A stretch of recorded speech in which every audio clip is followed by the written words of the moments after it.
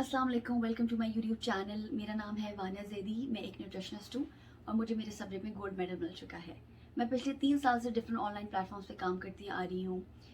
मैंने काफ़ी online plans design किए हैं लोगों के, काफ़ी कस्टमाइज एक्सरसाइज प्लान्स डिज़ाइन किए हैं और इसी दौरान मुझे रियलाइज़ हुआ कि हमारे यहाँ न्यूट्रिशन की काफ़ी नॉलेज की लोगों को काफ़ी चीज़ों का नहीं पता। तो मैंने सोचा क्यों ना मैं अपना एक यूट्यूब चैनल बनाऊँ और आपको उन सब चीज़ों के बारे में बताऊँ जिन चीज़ों को जानने से आपकी ज़िंदगी बेहतर बन सकती है और आप एक ज़्यादा अच्छी और हेल्दी लाइफ लीड कर सकते हैं।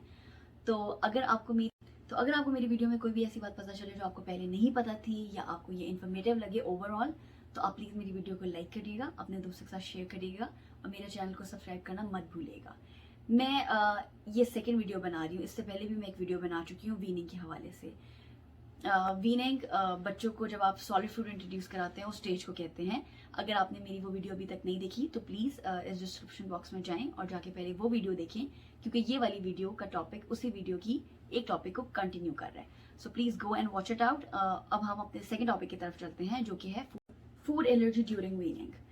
जब बच्चों को आप सॉलिड इंट्रोड्यूस कराने लगते हैं लिक्विड के साथ साथ, दूध के साथ साथ, उस स्टेज पे जो बच्चों को फूड एलर्जीज कॉज होती हैं वो क्यों होती हैं, उनकी साइंस क्या है, उनको आप कैसे टैकल कर सकते हैं, वो सब मैं आपको इस वीडियो में बताने वाली हूँ। फूड एलर्जी होता क्या है? फूड एलर्जी बेसिकली हमारे इम्यून सिस्टम का एक डिसऑर्डर है जिसमें वो कुछ स्पेसिफिक फूड्स को हमारे खिलाफ रिएक्शन देना शुरू हो जाती है बॉडी। आपकी बॉडी को ये रियलाइज नहीं हो रहा होता कि ये खाने वाली चीज़ है, उनको लग रहा होता है कि कोई ऐसा एलर्जन हमारी बॉडी में आ चुका है। मैं आपको सबसे पहले ये बताना चाहती हूँ कि वो ऐसे कौन से खाने हैं जो कि फूड एलर्जी मोस्टली कॉज करते हैं। सबसे पहले तो काऊ मिल्क।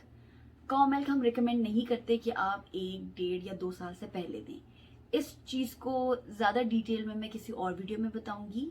सेकेंड होता है एग। अंडे की एलर्जी बहुत ज़्यादा कॉमनली बच्चों में एग्जिस्ट करती है। थर्ड नंबर पे आता है जौ, बार्ली जिसको कहते हैं। फोर्थ नंबर पे फिश, मछली। फिफ्थ नंबर पे है गंदम जिसको हम वीट कहते हैं, जो ग्लूटेन एलर्जी के नाम पे काफ़ी फेमस है। सिक्स नंबर पे नट्स, और नट्स में भी सबसे इंपॉर्टेंट है पीनट। इन एलर्जी से बचने का तरीका क्या है? अगर आप में से कोई ये सोच रहा है कि हम लोग 6 से 12 महीने तक बच्चे को ये सब चीज़ें ना दें तो शायद हम अपने बच्चे को सेव कर लेंगे इन सब चीज़ों से या एलर्जी से, तो आप बिल्कुल गलत सोच रहे हैं।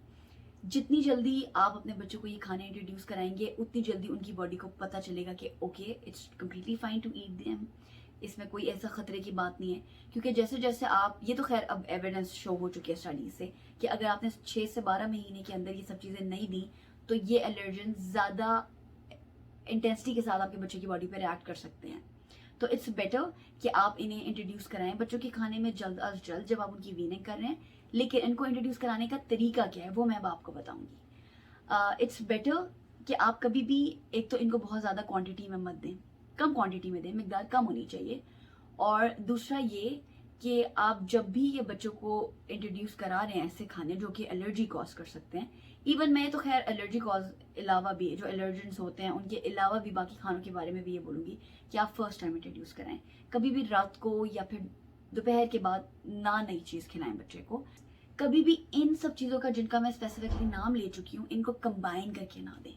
मतलब कि अगर आपने बच्चों को अंडा दिया है तो पीनट ना इंट्रोड्यूस कराएं उस वक्त। इट्स बेटर कि आप अलग अलग टाइम पे ये दोनों चीज़ें दें। साइंस ऑफ एलर्जी क्या है? आप कैसे डिटेक्ट कर सकते हैं कि आपका बच्चा जो कि 4 से 6 माह का है, जिसकी आप वीनिंग कर रहे हैं, उसको कोई फूड रिएक्ट कर रहा है?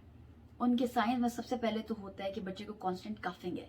एक तो होती है गैगिंग, जिसको कि हम जब बच्चे को आप सॉलिड कुछ भी देंगे, आप प्यूरी फॉर्म में दे रहे हैं या फिर बेबी लेड वीनिंग की फॉर्म में दे रहे हैं, तो बच्चे रिएक्ट करेंगे, थोड़ी सी गैग करेंगे, थोड़ा सा निकालेंगे, थोड़ा सा अंदर लेंगे, वो चीज़ नॉर्मल है। Gagging is something else. Coughing का मतलब होता है कि कांस्टेंट बच्चा खांस रहा है, खाने की वो आइटम निकल भी चुकी है फिर भी आप देख रहे हैं कि बच्चे की कांस्टेंट खांसी है। ये एक साइन होता है कि मे बी जो आपने खाना दिया वो रिएक्ट कर गया और वो एलर्जन बॉडी ने परसीव किया है। Second, runny knows.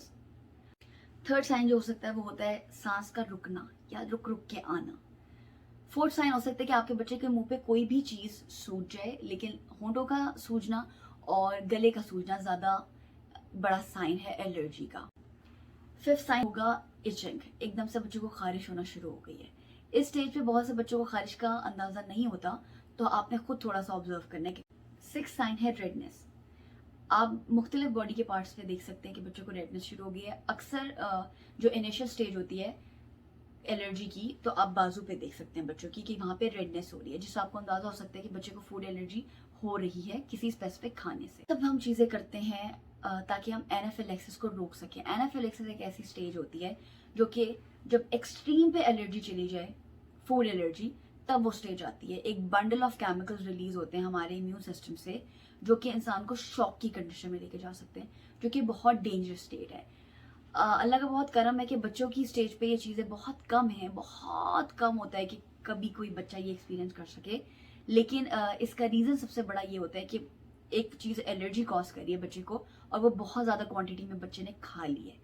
तो सबसे मैं अपनी पहली बात पे ही रहूँगी कि सबसे बेस्ट तरीका ये है कि आप कम क्वांटिटी में बच्चे को वो चीज़ इंट्रोड्यूस कराएं जो कि एलर्जी कॉज कर सकते हैं। अब एक टिप उन पेरेंट्स के लिए जिनके बच्चों को ऑलरेडी एलर्जी है किसी भी फूड से, उनके लिए मेरी एक सबसे अच्छी सजेशन यही है कि आप अपने बच्चों को वो खाने एक अच्छी स्टेज तक अवॉइड करें। अगर आपके बच्चे इनिशियल स्टेज पे हैं ज़िंदगी के, 1 साल के, 2 साल के, और उन्हें कोई खाना रिएक्ट कर चुका है और आपको पता चल चुका है कि खाना रिएक्ट कर रहा है, एलर्जी कॉज कर रहा है, तो आप वो खाने कम्प्लीटली अवॉइड करें। और दूसरी चीज़ ये कि अगर आप कभी भी कोई चीज़ बाहर से परचेज करते हैं तो लेबलिंग पढ़ना मत भूलिएगा। लेबल्स हमें वैसे भी पढ़ने चाहिए, लेकिन फूड एलर्जी वाली स्टेज पे बहुत ज़्यादा इंपॉर्टेंट है। मैं एक और बात ऐड करना चाहती हूँ। ऑलरेडी मैं आपको एक लिस्ट प्रोवाइड कर चुकी हूँ कि ऐसे कौन से खाने हैं जो मोस्ट कॉमनली एलर्जेंस बन सकते हैं बच्चे के जिस्म में, लेकिन और भी ऐसे बहुत से खाने हैं जो इंडिविजुअल टू इंडिविजुअल वेरी करता है। किसी बच्चे को बनाना भी रिएक्ट कर सकता है, किसी बच्चे को एप्पल भी रिएक्ट कर सकता है। तो इसकी बेहतरीन सजेशन मैं आपको यही दूंगी कि जब भी आप कोई खाना इंट्रोड्यूस कराएं, आप अपने बच्चों के साथ हों और कम क्वांटिटी में इंट्रोड्यूस कराएं, और सुबह के वक्त इंट्रोड्यूस कराएं। कोई भी चीज़ रात के लिए मत छोड़ें। जब आपको रियलाइज़ हो जाए कि जी मेरे बच्चे को ये चीज़ बिल्कुल सेफ़ है उनके लिए और वो बच्चे बिल्कुल ठीक तरीके से खा रहे हैं, तो जस्ट गो फॉर इट। इस चीज़ को आप कंटिन्यू रखें। और इसी के साथ अब हम अपनी वीडियो को ख़त्म करते हैं। आई होप सो कि आपको ये वीडियो इन्फॉर्मेटिव लगी हो। अगर लगी है तो प्लीज़ मेरे चैनल को सब्सक्राइब करें, मेरी वीडियो को लाइक करें और अपने दोस्तों के साथ शेयर करना मत भूलिएगा। मुझे इजाज़त दें। इंशाल्लाह अब नए एक टॉपिक के साथ एक नई वीडियो में आप दोबारा मुझे देखेंगे। अपना ख्याल रखें, तब तक के लिए अल्लाह हाफ़िज़।